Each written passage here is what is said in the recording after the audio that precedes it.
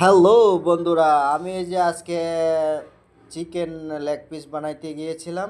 দেখেন কিভাবে আমি ম্যারিনেট করছি, মশলা টশলা দিয়ে ম্যারিনেট করছি। এভাবে ইতবাহ করলাম, ইতবাহের পরে এমনভাবে সিস্টেমে আমি ম্যারিনেট করে বানাচ্ছি।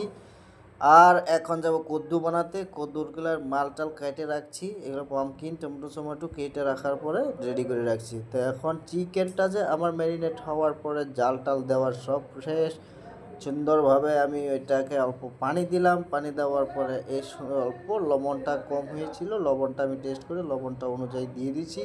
দেওয়ার পরে এই বস্তুটা ঢেকে দিলাম।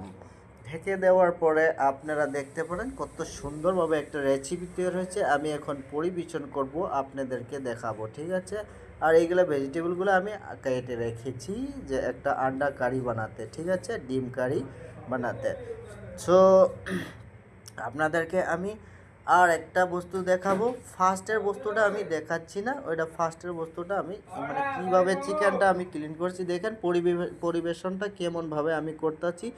আর দেখলে আপনার কেমন লাগছে শেয়ার অ্যান্ড লাইক করবেন, কমেন্ট করবেন, ঠিক আছে।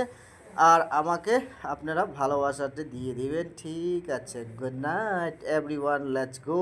এই যে দেখেন এগুলার স্কিনগুলো এমনভাবে আমি সাফ করে ক্লিন করে রেখেছিলাম, ঠিক আছে। ওকে, বাইলাং। ও বন্ধুরা, তোমরা কোথায় কে আছো? চলে আসো, জলদি চলে আসো। মনিটাইজেশন পাইলে তোমরা এমন করতে হবে, জলদি আসো, জলদি ঝড়ের গতি চলে আসো, আসো আসো এভরিবডি, লেটস গো।